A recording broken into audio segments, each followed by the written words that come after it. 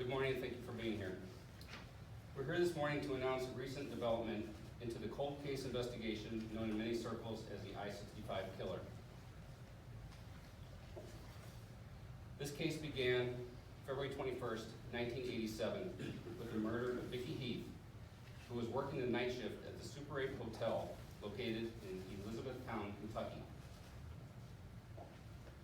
On March 3rd, 1989, the Indiana State Police investigated 2 homicides that occurred on the same day of similar circumstances. Margaret Gill, also known as Peggy Gill, was murdered while working the night shift at the Days Inn located in Maryville, Indiana. Jean Gilbert was murdered while working the night shift at the Days Inn located in Remington, Indiana. Numerous pieces of evidence were collected and preserved to include DNA, clothing, hairs, fibers, and ballistic evidence from these 3 cases. On January 2nd, 1990, a clerk working in the Days Inn located in Columbus, Indiana, was attacked in a similar manner as the previous 3 victims. This victim was able to escape her attacker and survived.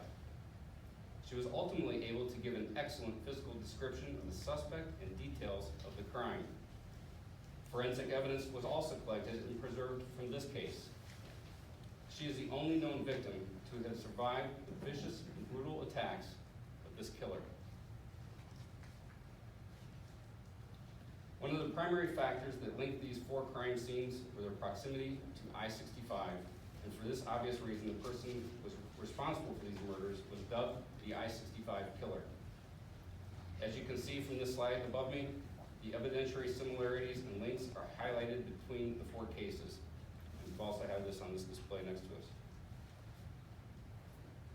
The Indiana State Police Laboratory subsequently matched ballistic evidence linking the Gill and Gilbert murders.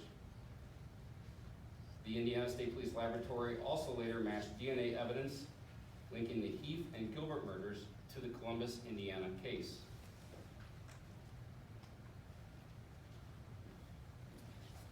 Indiana State Police detectives recently requested assistance from the FBI's Gang Response Investigative Team, also known as GRIT. Many investigative and scientific techniques have either improved or been created through new technology since the 1980s and 90s.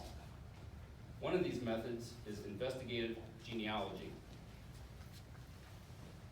Investigative genealogy is the use of DNA analysis in combination with traditional genealogy research and historical records to generate investigative leads for unsolved violent crime. This was an investigative step that generated a significant and important lead in this investigation. Further investigation and kinship lab testing by the Indiana State Police Lab of crime scene samples positively identified the suspect. The match was 99.9999% positive.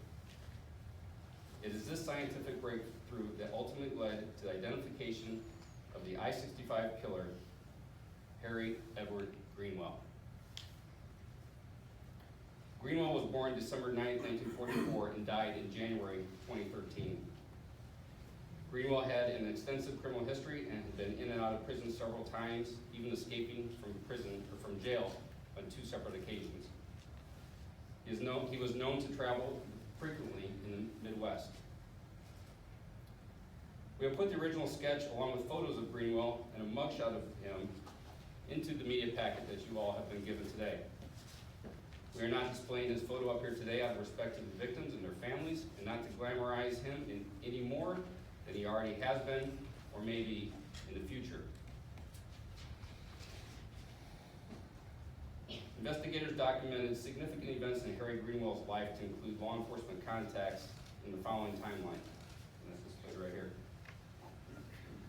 These events were gathered by review of Greenwell's criminal history, historical police reports, historical Iowa Department of Corrections paperwork, which included some self-reporting by him, newspaper archives, public records, and the conducting of interviews by detectives.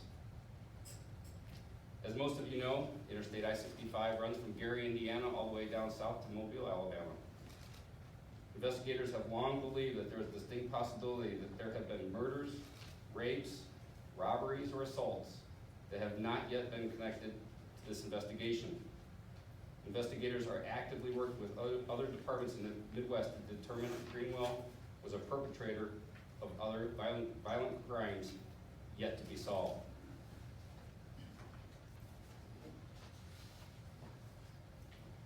So with that, I'd like to introduce the Superintendent of the Indiana State Police, Doug Carter. Sir. Gosh, there's so much that I would like to say that I'm not going to spend a tremendous amount of time. But to the family members that are here, I'm not going to begin to try to understand or say that I understand, because none of us do. But I hope that today might bring a little bit of solace to you, to know that the animal that did this is no longer on this earth. I'm not going to say his name. I think we need to focus on the victims today. It's amazing what happens over the course of generations. There's detectives in this very room that have been involved in this in some form or another, literally for generations. And they're owed a debt of gratitude that we can never possibly repay. But you know, their effort was for you. Their effort was for you and for those that remain. I'm the luckiest guy on the planet Earth to be able to represent this profession at this level. And I'm continually amazed, even though we fuss with each other, what happens when we all come together as one for you, for you. It's amazing what happens. The message is, you might be able to hide for a while, but we're going to find you. Even if you're not here. And I think one of the most amazing pieces of this puzzle is that this team of people that are standing on the walls on the outside of this and even behind me did the work for you after he was gone. So I hope today gives you that next chapter.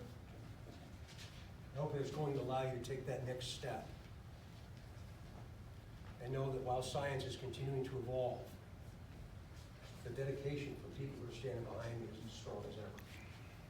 And it's amazing what happens when we put the two together. So it's a pleasure to be able to stand here with you today. And again, I'm most grateful to all of those people over the course of now generations that have stepped up and stepped out for a successful conclusion for you.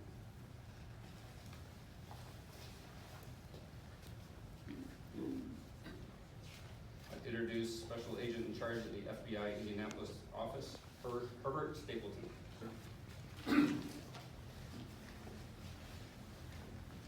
Good morning. Thank you for having us here today. I want to start off by saying to the families of Vicky, Heath, Peggy Gill, and Jean Gilbert, we know that despite the years that have passed since these horrible events, that you have never forgotten the loss of your loved ones, and that this heinous crime is something that all of you have had to live with daily for all of these years.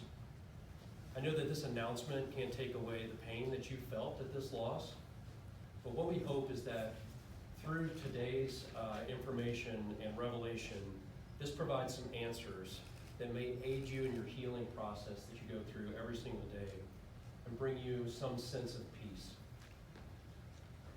To the surviving victim of this individual, I want to say thank you for your courage.